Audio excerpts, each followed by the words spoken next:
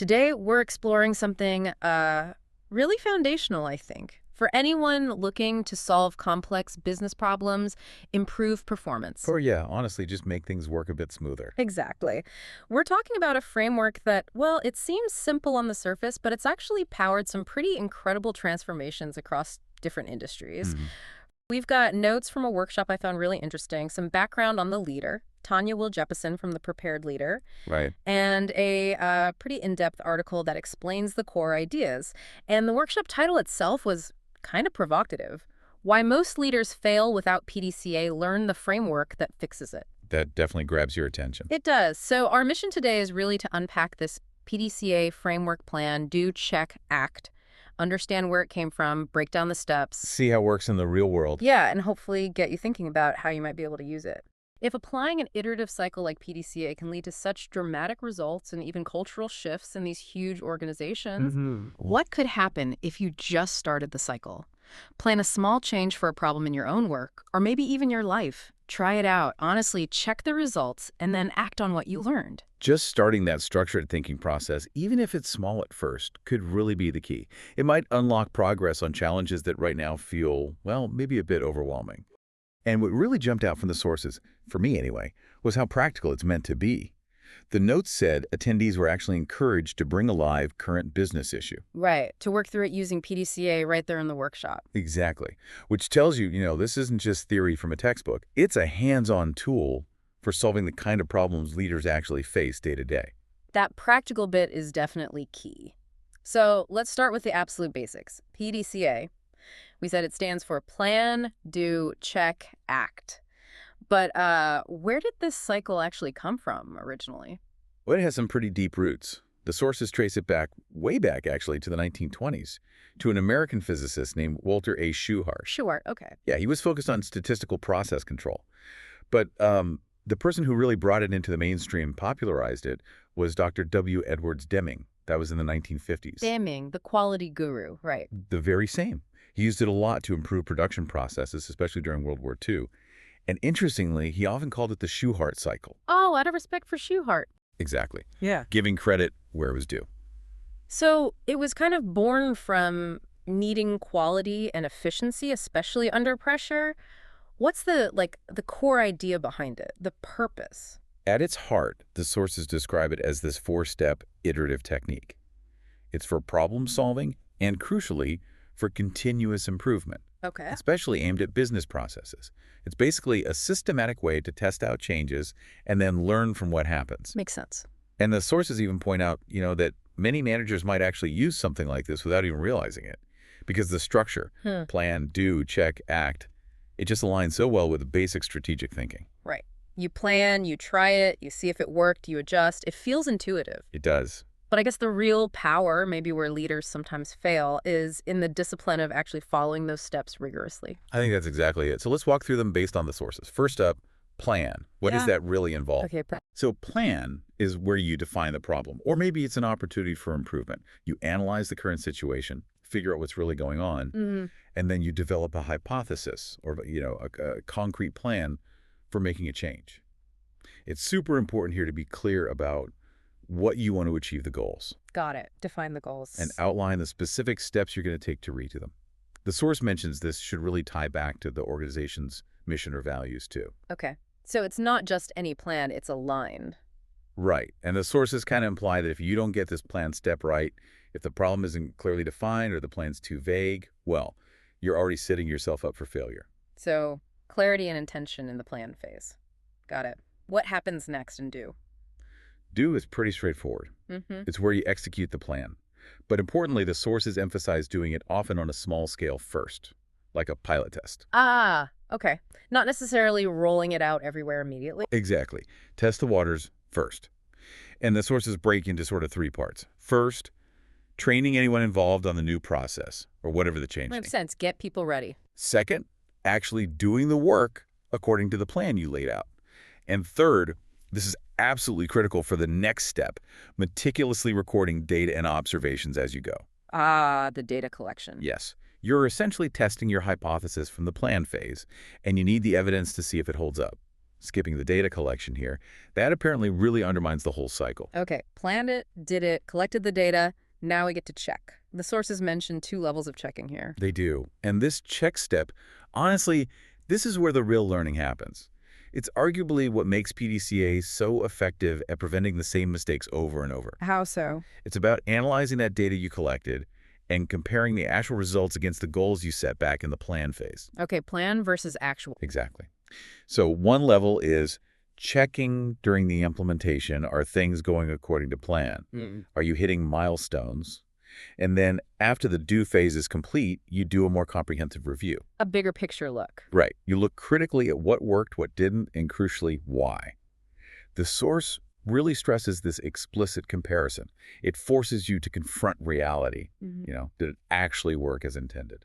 Yeah, I can see how just skipping or like rushing through that check step would be a huge problem. You might just keep doing something that isn't working if you don't stop and really verify. Precisely. So what's the final step then? Act. Act is where you take action based on everything you learned in the check phase. Simple as that. Okay. If your plan worked, if the test was successful, then you standardize the change. Maybe you roll it out more broadly, update procedures, make it the new normal. Right. Lock in the improvement. But if it didn't work, or maybe only partially worked, you take corrective action. You figure out what went wrong, you refine the plan, address the issues. And potentially go back to the plan phase again. Exactly. That's the crucial iterative part. PDCA isn't meant to be a one-shot deal. It's a continuous loop. You use what you learned in ACT to inform the next plan. That's how you get continuous improvement. That iterative piece feels really important. It takes the pressure off getting it perfect the first time. It's about constant refinement. And, that whole idea sounds a lot like the philosophy behind Kaizen, which the sources link pretty closely to PDCA. Absolutely. If you zoom out a bit, the PDCA cycle is deeply connected to Kaizen, that Japanese business philosophy, right? It translates roughly to change for the better or continuous improvement. Yeah, I've heard that term. And Kaizen, as the sources describe it, is all about involving everyone in the organization, from the top floor to the shop floor. Everyone finding ways to improve processes, eliminate waste. So it's a cultural thing. Very much so. And both PDCA and Kaizen share that goal. Creating a culture where employees are empowered problem solvers, where they're constantly testing ideas, making incremental improvements, using these iterative cycles. What kind of examples did the sources give? Things like implementing new IT systems, finding ways to eliminate waste in manufacturing, or setting up just-in-time delivery. And the source notes that while we often think of Kaizen as small, incremental changes, using PDCA within a Kaizen culture can drive bigger improvements too. So it really encourages everyone to think critically about how things get done. How does PDCA compare to some other big improvement frameworks, like TQM or Six Sigma? Yeah, the sources touched on that. TQM, Total Quality Management, is presented as maybe a broader philosophy that often includes PDCA. But TQM puts a really strong emphasis on customer satisfaction, sometimes waiting for customer feedback to really drive the next improvement cycle. Okay, so customer focus is key there. What about Six Sigma? Six Sigma is described more as a highly structured, very data-driven methodology. Its main goal is usually reducing defects and variation. Right, the DMAC model. Exactly. Define, measure, analyze, improve, control. The sources suggest PDCA can actually fit within that Six Sigma structure, maybe especially in the improve phase where you're testing solutions. Ah, so they can work together. Potentially, yeah. And one interesting distinction the sources mentioned was this idea that PDCA is sometimes seen as more people-oriented, focusing on team involvement, learning cycles, while Six Sigma is maybe more process-based, with its heavy reliance on statistical analysis, especially in those define and measure steps. That's a neat distinction, people versus process focus. And one other acronym I've seen sometimes is PDSA. Plan, do, study, act. How's that different? Yeah, good question. The sources clarify that. PDSA is very similar, and honestly, in many cases, check and study are used almost interchangeably. Okay. But the sources point out that in the original Shewhart-Deming cycle, the word check specifically implied verifying whether the actions you took in do actually achieved the intended results from your plan. That direct comparison. Gotcha, like a verification step. Exactly. Study can sometimes imply a slightly broader analysis of why things happened the way they did. But fundamentally, both PDCA and PDSA are about that iterative cycle. Test, learn, adjust. The sources just highlight that explicit check in PDCA as a kind of built-in safeguard for learning in every single cycle. Yeah, that check step really seems to enforce the learning loop, doesn't it? Okay, this theory is great, but seeing it in action really brings it home. And the sources had some pretty powerful real-world examples. They really did. Take the Mayo Clinic, for instance. Okay, Mayo Clinic. They used Kaizen principles, which rely on that PDCA-like thinking, in a quality improvement study. They were looking at wait times and access for patients needing cochlear implant evaluations. A very specific problem. Very specific. And by systematically applying these methods, the results were pretty staggering. The median cycle time for the testing process, it dropped from over 7 hours down to just 3 hours. Wow, more than cut in half. Exactly. And they also managed to reduce their clinic stock inventory by 31%. That's a direct positive impact on patient experience and operational efficiency. That's incredible. And, okay, when you talk continuous improvement, Kaizen, you almost have to mention Toyota. You really do. Toyota is practically synonymous with this stuff. Their whole culture, the Toyota way, is built on Kaizen and continuous improvement. Their entire production system empowers everyone, like we said, to spot inefficiencies and suggest better ways. And PDCA is fundamental within that culture. It allows for that quick testing and decision-making needed to constantly refine things on the factory floor and really throughout the whole company. It's baked into their DNA, and it's not just manufacturers, right? The sources mention Nike. Yeah, Nike, which maybe isn't the first company you think of when you hear lean principles. Right. You think shoes and marketing. Exactly. But the sources discuss how Nike adopted lean, which is very closely related to Kaizen. They even quoted Nike's innovation manifesto saying, lean is the foundation of how we advance sustainable manufacturing. Interesting. How did they use it? They applied these principles not just for efficiency, but also to improve conditions for workers in their supply chain, eliminate waste. They even implemented a scoring system for their production facilities based on these principles. And did it pay off? Apparently so.